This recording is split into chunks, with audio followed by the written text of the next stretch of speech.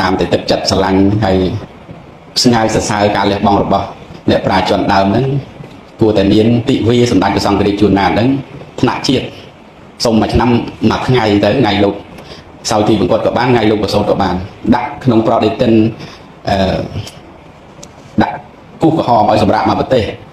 ធ្វើបន់រាប់បាតគ្រប់វត្តអារាមហើយក៏គ្រឹកក្រែងដោយបន់វិសាខកម្ពុជាអញ្ចឹងណាអានេះបានសមហ្នឹងហើយពីព្រោះការលះបង់របស់លោកនឹងគឺមានទំហំធំធេងណាស់ជាប្រវត្តិសាស្ត្រដែលយើងឃើញការបកប្រែបន្ទាយបន្តពីមគ្គធភាសាមកជាខេមរៈភាសានេះគឺខ្មែរធ្វើបានមុនគេលើប្រទេសដែលកាន់ពុទ្ធសាសនាក្នុងពិភពលោកអស្ចារ្យឬមិនអស្ចារ្យទេអស្ចារ្យណាស់យើង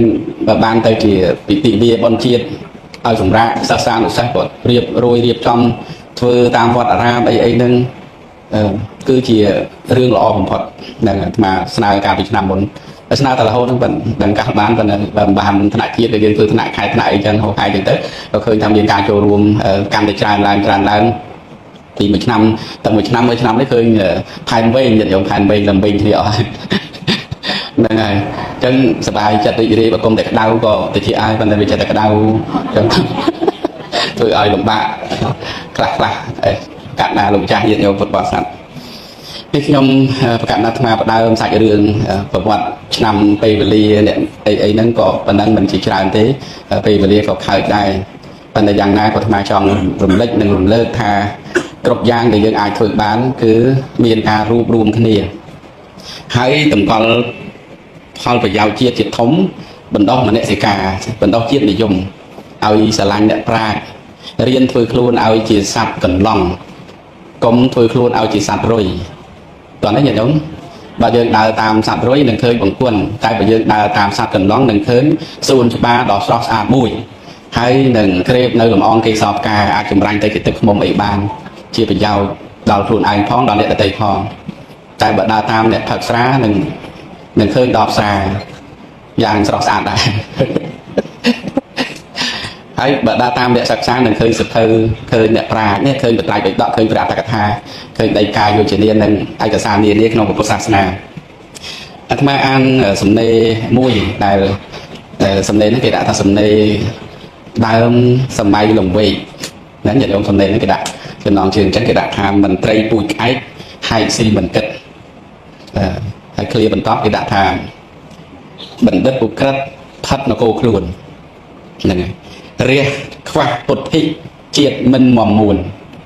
សែបស្រាផ្លេចខ្លួនផ្លេចប្រលឹងជាតិហ្នឹងហើយព្រោះអីញោមហ្នឹងហើយអញ្ចឹងឃ្លាខាងដើមហ្នឹងគេចង់និយាយថាមន្ត្រីដែល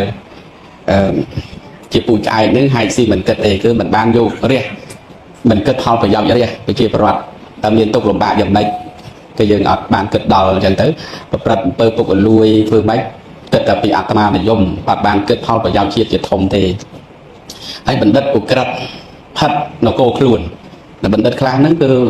ក្បត់នឹងមនសិការហ្នឹងហើយទៅជាផិតនគរខ្លួនឯងណានឹងបោករះតែការជាបណ្ឌិតហើយក៏នៅធ្វើរឿងកក្រិចធ្វើរឿងស្មោកគ្រោកអីធ្វើឲ្យអ្នកដតីជឿចាប់អីចឹងក៏មានចឹងទាំងអស់នេះគឺចេញពីណាចេញមកពីមិនមានមនសិការជាតិនឹងឯងហើយឃ្លាបន្តរះខ្វះពុទ្ធិជាតិមិនមមួនរះខ្វះពុទ្ធិស្អីគេនិយាយពុទ្ធិគឺចំណាស់ដឹងប្រាជ្ញាតែកាលណាល្ងងគេបោកហើយតែគេបោកច្រើន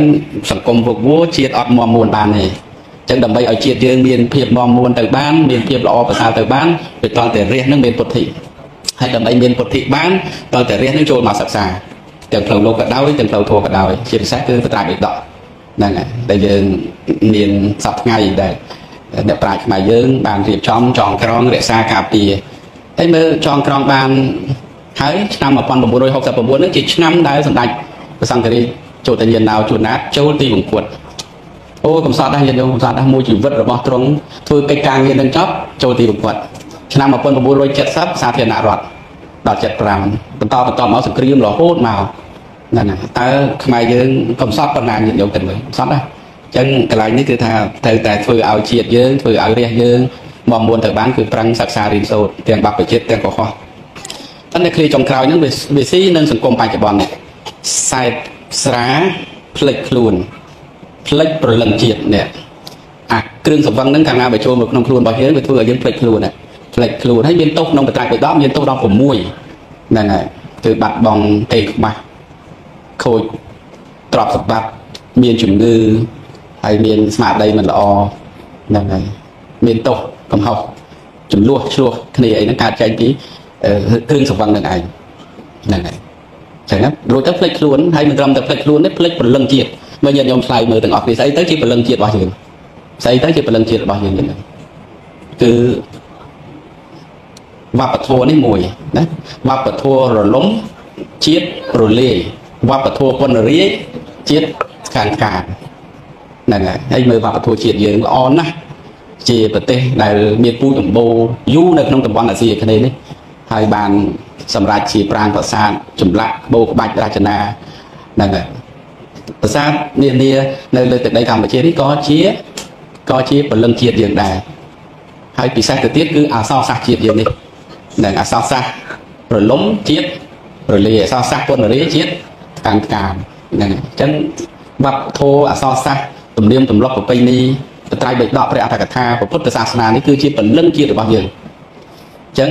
តែកាលណាយើងមានគ្រឿងសង្វឹងចូលមកក្នុងខ្លួនរបស់យើងហើយគឺធ្វើឲ្យយើងភ្លេចខ្លួនឯងផងធ្វើឲ្យភ្លេចពលឹងជាតិរបស់យើងដែលជាជាតិដែលជាជាតិមួយដ៏អស្ចារ្យលើពិភពលោកមើលមានប្រទេសណាខ្លះទៅញាតិញោមដែលអស្ចារ្យក្នុងនោះមានប្រទេសកម្ពុជាយើងដែរអញ្ចឹងខ្លឹមសារសំណេរដើមសម័យលង្វែកហ្នឹងដូចមានអត្តន័យហើយវាស៊ីគ្នានឹងពេលវេលាបច្ចុប្បន្នដែលយើងឃើញកូនមួយចំនួនយុវជនមួយចំនួនហ្នឹងគាត់បាននឹងកំពុងប្រព្រឹត្តអបាយមុខមិនតាន់ទាំងចូលឆ្នាំមកដល់ផងឃើញរូបភាពសកម្មភាពចាប់គ្នាម៉មប៉មប៉ាត់ម្សៅពេញណាពេញនៃជះទឹកបាច់ទឹកបាញ់ទឹកហើយលូកលាន់ស្អីហូរហែចុះផ្សាយអាហ្នឹងវាជាការបាត់បង់សិលធម៌សង្គមដែលយើងគិតថា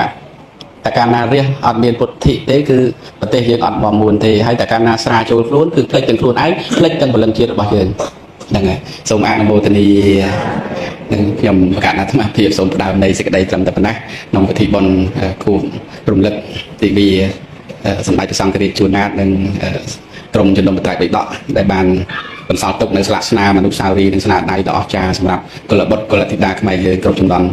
រហូតមកដល់ពេលនេះហើយនឹងបន្តទៅទៀតអញ្ចឹងមាន